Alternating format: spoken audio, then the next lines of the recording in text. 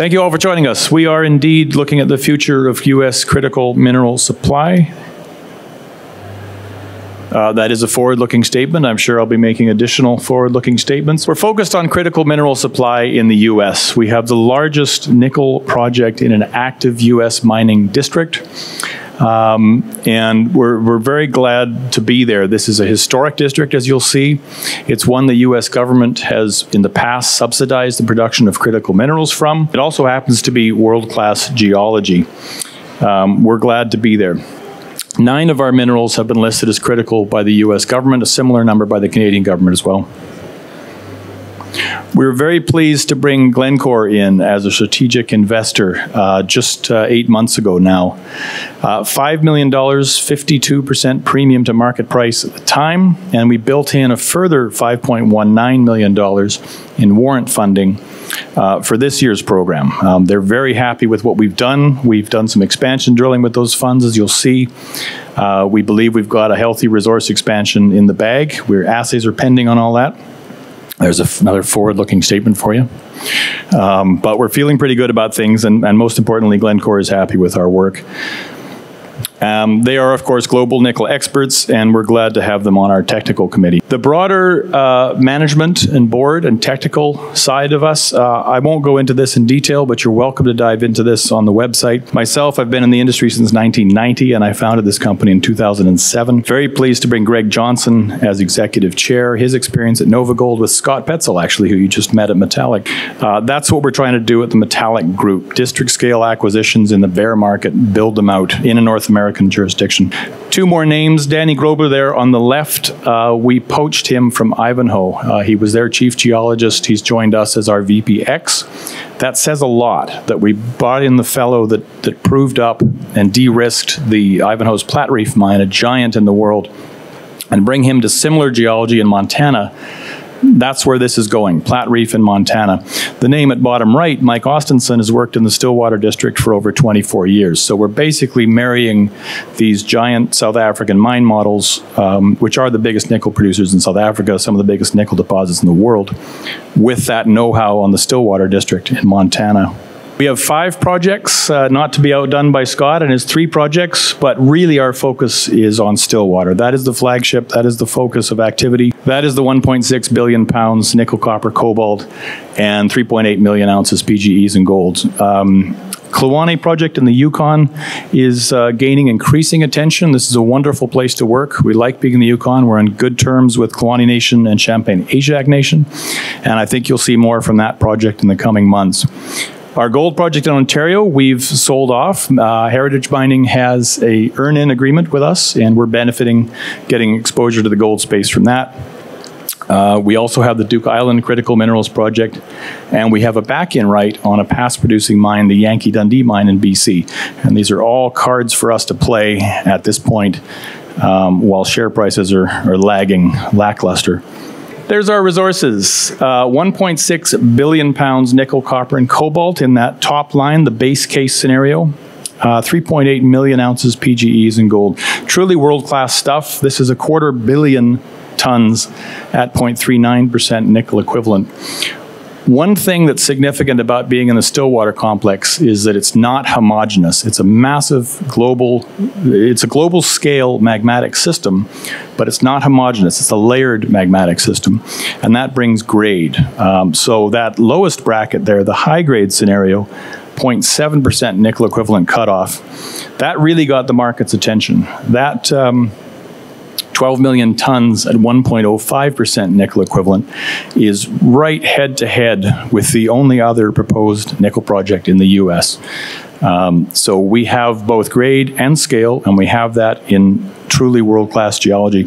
Very low discovery costs. We're proving up nickel at about a penny a pound, and palladium about, forgetting my numbers now, $2 an ounce, I think. It's cheap is the point.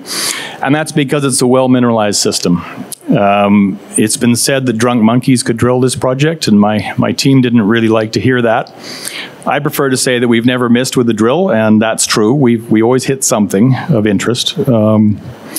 But that's it. We've been easily able to grow our resources, and we're looking forward to further growth as well. We drilled with Glencore's money in 2023, as you'll see, and there's a planned resource expansion as a major catalyst coming up. There's a look at U.S. nickel supply. Our resources, the high-grade scenario is on the left-hand side there, and our base case and our mid-grade are on the right. And the U.S. is only producing nickel mine, the Eagle mine, is shown there. They've been producing now for 9 years. They'll be depleted in a matter of a couple years. There will be no nickel supply in the U.S., mine supply, when that one closes. The Tamarack project by our friends at Talon Metals is proposed to replace that. They're hard charging to do that. It's a lovely underground but small high-grade system.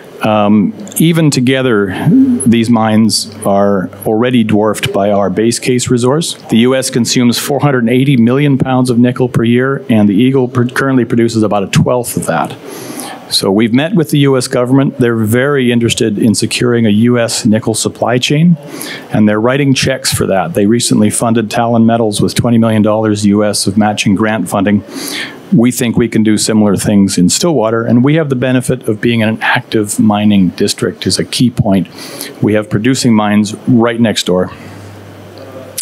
That's what it looks like. Lovely country in Montana. Over a century of critical minerals production.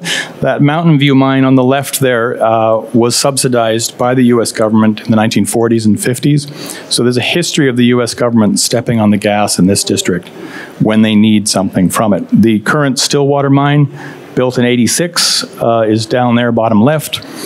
Their mines are both the Blitz to the right there, and then down and left in the mountain are our deposits and also the majority of Siboney's mine operations. And our core shack is just up there in the background if you want to come down for a visit.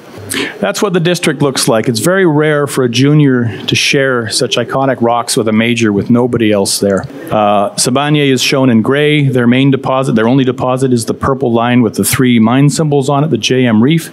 Highest grade palladium platinum deposit in the world. They also produce nickel sulfate from that in a co-product capacity in a smelter facility that's off the screen to the upper left. This district is already producing critical minerals. It's a whopper on the world stage. It's the 5th largest layered magmatic system, 40 kilometers by 8 kilometers on surface, much bigger below ground. And we have all those claims in yellow covering the lower Stillwater complex. If you come by our core shack at Roundup, I'd be happy to show you some of the core we just drilled from that lower Stillwater complex. It's a wonderful place for us to operate, great mining pedigree, and our neighbors' good neighbor agreement is actually a model, I think, for how to work with communities as well. I'll offer that as a side note. This is my one technical slide. I can't match Scott for technical depth. Our deposit models are shown here in yellow. It's actually 5 deposits across 9 kilometers, and it's set within 12 kilometers that we've now modeled in detail. That is our core area, pun intended. In pink, you've got chargeability anomalies at a very high level. In blue, you've got conductivity reaching down 800 meters. These are set beautifully within a system that wants to grow. These are deposits that want to connect. We drilled right there off the west end. That's the core you can see at Roundup. And we were chasing more of that 13 meters of 2.89% nickel equivalent. We've identified end structures there and also some new EM anomalies as well. I invite you to come by and see that. Our performance in the market has been, like much of our peers, better than some in that we're at least sideways. Like metallic, there's a healthy ownership by management here, 20% as shown. Glencore, of course, for 9.9%, and a good base among other holders as well. We're funded, we're permitted, we will drill bigger programs this year. We're very much in a growth phase, and we will look to wrap a PEA level thinking around this project now in the coming years. I'm not promising that for this year, but within a 2-3 year time frame, we're going to move this to a PEA status. I'll flag Heritage Mining and the 11 million shares we own. These are the guys earning in on our Ontario project. That gives us good exposure to the gold space. We also have a bonus structure in them in place where we get up to $10 million based on their discoveries of gold in a very active gold district in Ontario. Thank you. Feel free to join us at the booth and at the core shack next door as well. Thank you.